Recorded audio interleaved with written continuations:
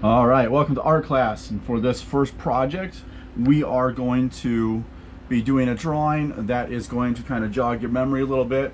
It's been a while since we've been in the classroom, so we just want to make sure that we remember how to draw, and we're going to work on some of the things that we did in the past as far as techniques go. And we're going to pull some imagery from our time off that we've had from school and hopefully come up with something interesting. So with any drawing that we do, we're always going to start out with a thumbnail, which is a practice sketch. So we want to draw some rectangles. We don't want to just divide the page in half, but we want to make some rectangles because the paper that we're going to end up working with is going to be a rectangle, and it doesn't have to be perfect, but just kind of get a rough rectangular shape like this. And we want it to be smaller than the page because when we work on our drawing, if it ends up being that we need to make it a little bit larger than what we need to, we can draw outside of these boxes, and so that way we can adjust for our drawing size, see if we need to make it any bigger or smaller than it actually is. Now, for the concept, what we're going to do is we want to take something important that's happened to us since the time we've been out of school, so that's going to be March till now. Hopefully you've got something that is memorable, hopefully in a good way. If it's a bad way, that's okay too. Sometimes we can use our art to help work out some of the things that we've been dealing with. In the instance that I'm going to work with, it is something that is a good memory. So I took a picture of it just so that way we can see what it's going to be. So we can see right here, this is in my yard. We've got a bell that's over here. We've got the pond. We've got a little pedal boat in here, and we've got a pool off to the side. Now, it might not seem like a whole lot to you, but for me, it holds a lot of importance. The bell that's in the picture used to belong to my great-grandparents. It's been away from my hometown for a while and at another relative's house, and they're moving, so the bell has come back to me. So it's something that's very important for me. And just the rest of the picture, it's stuff that I've been experiencing with this summer with my family, going out into the pedal boat and enjoying time in the pool. So we want this bell to be up close and personal up front here.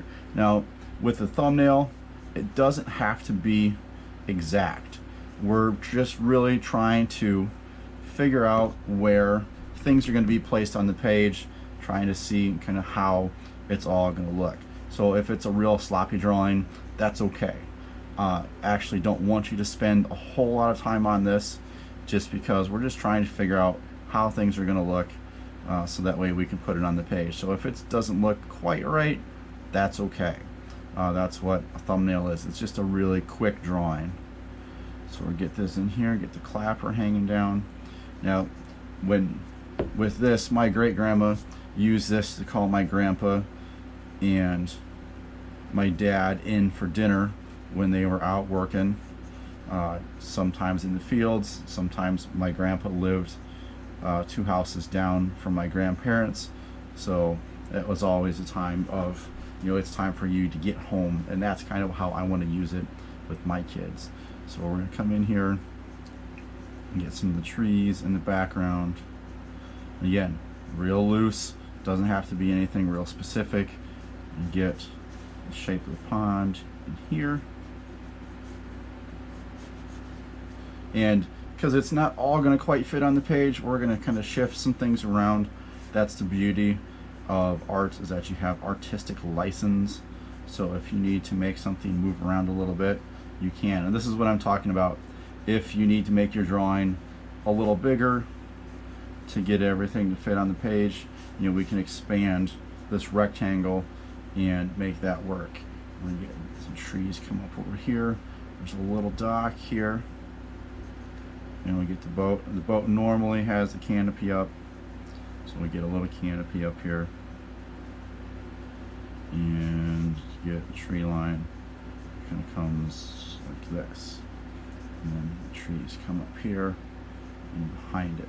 Now I kind of want to emphasize this bell a little bit. So like I said, I'm going to bring this tree line, bring it back down like this, so that way we can make sure that that bell is right up front, and that's the prominent thing. And we got a rope that comes down here. Now with the thumbnail sketches, we always do 2 of them. So this is one. Your other one, it can be a same view, but maybe instead of doing it horizontal like this, we change it up, do it vertical, which really for this instance, it wouldn't hold a whole lot of information in it. Sometimes it might, but usually you want to do a separate instance for the actual, your other one. So maybe another concept, or view it in a different way, so that way you can see it in a different light, and you know, maybe you zoom in, zoom out, change things up a little bit, so that way you can see it a little bit better. All right, so that is our first step, is to do our thumbnails and get everything figured out as far as what it is that we want to do there. Okay, so now that we've got your idea figured out as far as what you want to do, we're going to take it, we're going to transfer it onto the larger sheet of paper. Now with this, we want to start to lay things out. We want to take our time with it, and we want to make sure that we draw lightly. The big thing with drawing stuff with a pencil is that we want to make sure that we draw things lightly, so that way if we do make mistakes, we can erase it, because if you have something that is drawn really heavy like this, say if you go through and you make your line like this, not only are you denting the paper, and probably I'm going to have a line right here when I go to draw and shade on this, but it makes it to where you can't erase it all the way either. So I can erase it and most of it goes away, but say if I gotta go in and I gotta shade something on here, you'll still gonna be able to see where that line is. So I'm probably gonna have a line in my drawing over here when I get to it. That's okay. It's worth it for you guys. So I want to do is get this laid out. I'm going to start with drawing the bell, and I'm going to make that kind of big and prominent over here. So I'm going to start out with the circular part of it where the rope is that turns it. Now, because we're not it's a circle, but we're not looking directly at it, so it's going to be a little bit oblong. If you ever look at a clock that's hanging on a wall from the side, it's not a perfect circle. And so we're going to try and get this as close as we can. Now ultimately we're going to be shading this, so that's the other reason why we want to draw a little bit light, because we're going to have a full range of value in here, and that's another video that you should have already watched. So we'll do that, and then we've got the mounting point is in the middle here. Comes down a little bit and it ends up over here.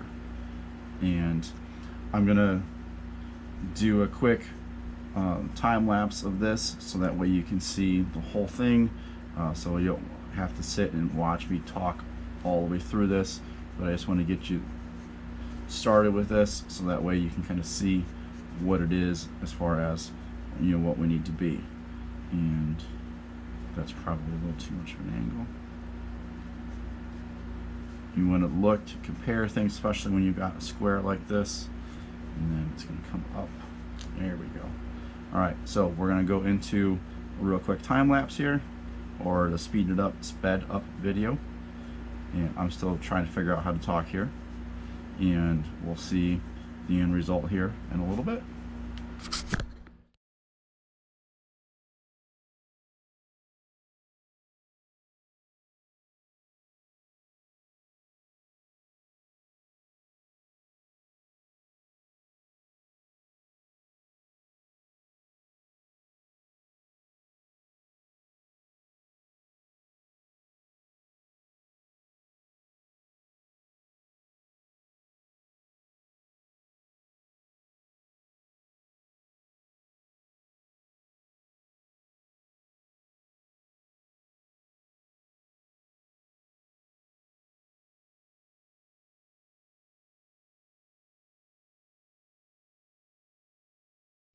Okay, here you can see that I got everything drawn out and placed where I want it to be.